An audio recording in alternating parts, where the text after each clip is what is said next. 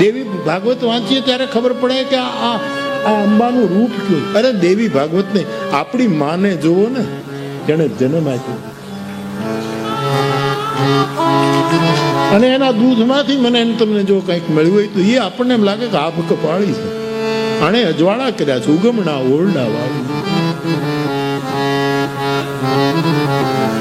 કવિ કાગ બાપુ એમ કહે કે આ દુનિયામાં હંસને બધા ઉછેરે, પણ કાગને કોણ પાળે? એ તો તું જ કાગને પાળી શકે, બીજો કોઈ ન પાળે. કારણ કે ઉર અતિ અનુરાગ તારામાં, તને ભેદ નથી, તને મારા ઉપર સમગ્ર ઐશ્વર્ય. કોઈ પણ માતૃ શરીરમાં જ્યારે વધારે પડતું હું જોઉં છું ત્યારે મને એમ લાગે કે આ પણ ઈશ્વર રૂપ છે, આ પણ પુરુષ છે. માત્ર ભેદ હોય.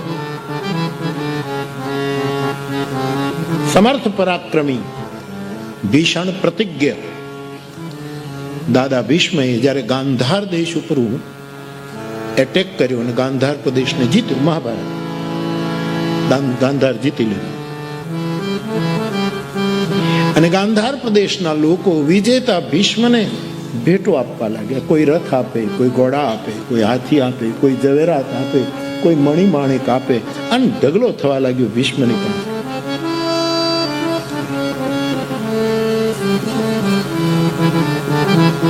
જોઈ લીધું ભીષ્મએ, બધાના ઉપર હાથ અડાડી દીધો અને પછી કહે કે મારા અમુક વ્રતો છે, આપે આપ્યું, મેં હાથ અડાડ્યો, ધન્ય છે, આપ આ બધું પાછું, અમારે કંઈક આપવું છે. ગાંધાર દેશ કહે અમારે કંઈક આપવું. ત્યારે ભીષ્મએ કહ્યું કે તમારે આપવું હોય તો તમારી દીકરી આપો. અને ગાંધારી બહુ જ રૂપવાળા છે, અત્યંત સુંદર છે. બહુ રાજી થયા ગાંધાર નરેશ અને એમણે ગાંધારી ધૃતરાષ્ટ્રની સાથે પરણ્યા.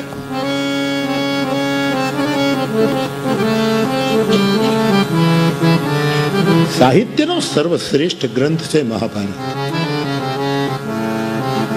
સાહિત્યનો અર્થ સંસ્કૃતમાં થાય છે સત્યની સાથે જે ચાલતો હોય એનું નામ સાહિત્ય. સાહિત્ય આપણે બધા સાહિત્ય કરીએ છીએ, એનો બહુ મોટો મહિમા છે. કાલે જીબા સાહેબ આપે અવતાર ચરિત્રની જે વાત કરી, બાપ માતાજી બહુ કૃપા કરે મારા બાપ. એક તો નરહરદાન બાપાની રચના અને પછી આપની પ્રસ્તુતિ, આવી વિદ્યાઓ ખીલો આપણા દેશમાં, કોળે કળાએ ખીલો. બાવો બહુ રાજી થાય. અત્યારે સમય નથી, પણ આ જગત ઈશ્વરે બનાવ્યું, એનો ઘડનારો તો એ જ છે, આ સિવાય કોઈ નથી. મયાધ્યક્ષેણ પ્રકૃતિ સૂયતે સચરાચર. ગીતામાં મારી અધ્યક્ષતામાં મારી પ્રકૃતિ આ જગતની રચના કરે છે. હું તો અધ્યક્ષ છું. પૂરી પ્રકૃતિ મીન્સ માયા. હું તો બેઠો છું મુખ્ય ગાદી, અને ચાર અચર સૃષ્ટિની રચના માયા કરે છે. આવું ભગવાન કૃષ્ણ દાવા સાથે બોલ્યા છે. તો પૂર્ણતઃ આ જગત તો પરમાત્માએ બનાવ્યું છે, પરંતુ ઉપાદાન તો કોઈ જોઈએ, સામગ્રી તો જોઈએ. જગત બનાવવું કેમ? ત્યારે આપણે ત્યાં એમ આવ્યું છે કે ત્રણ વસ્તુથી ઈશ્વરે માયાના સહારે અધ્યક્ષ બનીને, અસંગ બનીને, એકદમ દ્રષ્ટા બનીને, કેવલ સાક્ષી બનીને ઈશ્વરે આ સૃષ્ટિને બનાવવા માટે ત્રણ વસ્તુ હાથમાં લીધી. આ બધી વાતો તો કાગના ફળીએ કહેવા જેવી છે, પણ ખાલી સંકેત. એમાં પહેલું છે વિજ્ઞાન. વિજ્ઞાન દ્વારા આ બધું ઘડતું સ્વીકારવું જ પડશે. એટલે રામાયણમાં લખ્યું છે જ્ઞાની કરતા મને વિજ્ઞાની વધારે પ્રિય છે. વિજ્ઞાન બહિર જગતને ઘડે છે. આ માઇક ન હોત તો મારો અવાજ તમારા સુધી પહોંચત? હું તમને ખાલી જોઈ શકત, તમે મને જોઈ શકત, હાથ જોડીને હું નીકળી જાત. અથવા તો મારો અવાજ તમારા સાથે પહોંચાડવા માટે આ 5-7 જણા જેટલા નજીક બેઠા એ પણ કેટલું સાંભળી શકશે? આ વિજ્ઞાને જગત બનાવ્યું છે.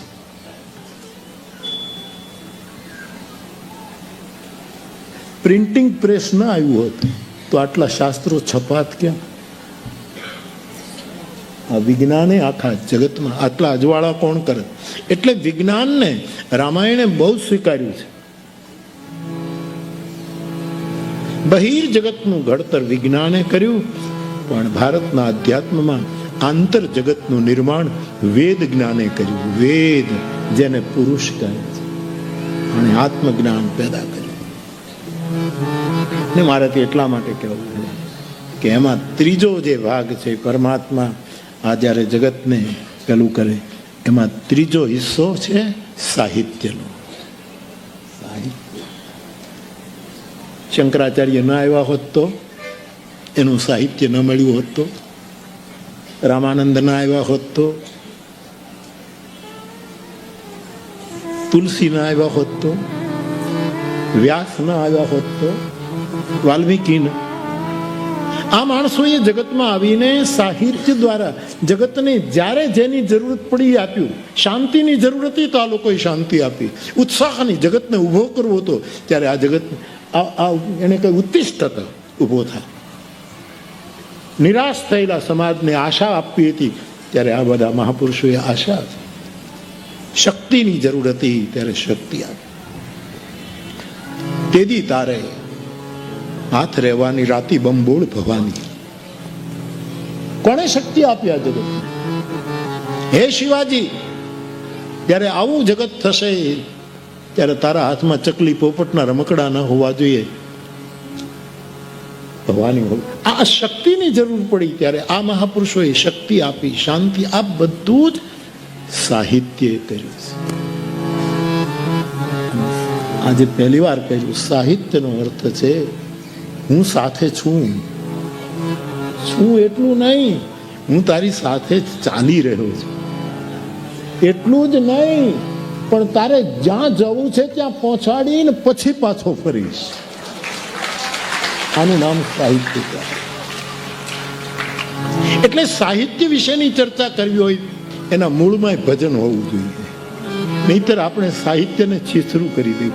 નરહરદાન બાપાનું સાહિત્યમાં મૂળમાં ભજન કેટલું, નહીતર આવું લખાય જ નહીં સાહેબ. અને એકે અક્ષર, શબ્દ, છંદ, મીટર ફગે નહીં.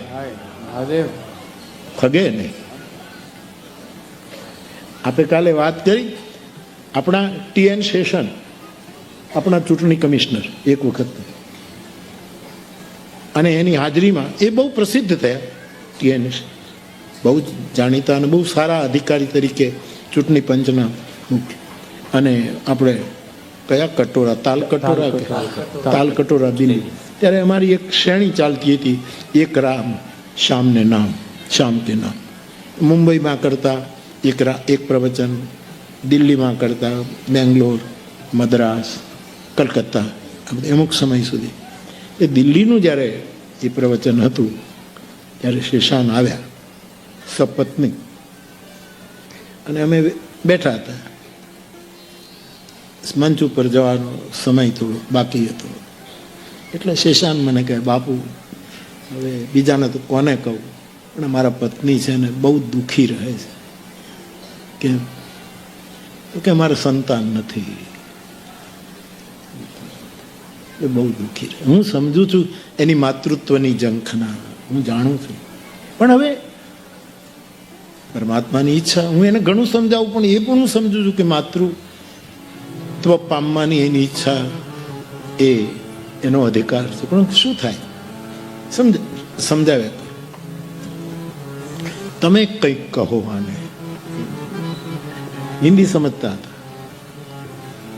એટલે મેં નરહરદાન બાપાનું દ્રષ્ટાંત કે નરહરદાન બાપાને પત્ની નિમાણી રહે, ઉદાસ રહે, અમારે કોઈ બાળક નથી. અને પછી નરહરદાન કવિએ અવતાર ચરિત્રના આ સાહિત્ય જગતનો અવતારી પુરુષ, એણે 1 વર્ષમાં અવતાર ચરિત્ર લખીને કપડામાં બાંધી, જ્યારે એમના ધર્મપત્ની બેઠા હતા ત્યારે સંતાન જોઈએ છે ને, આખો ગ્રંથ લખી અને એના ખોળામાં આપ્યો કે લે, આ આપણું સંતાન, આ આપણો વારસો, આ આપણો વારીસ, આમ કરીએ. એટલે કાલે આપ બોલતા હતા તો મને યાદ આવ્યું સાહિત્ય. તુલસી અસમય કે સખા, સાહસ સાહિત સત્યવ્રત, રામ ભરોસો એક. દોહાવલીમાં લખ્યું છે કે વિપત્તિનો સમય જ્યારે કોઈને આવે તો આટલા આપણને મદદ કરે. એમાં એક લખ્યું સાહસ સાહિત, સાહિત્ય વિપત્તિના કાળમાં આપણને મદદ. બેઠા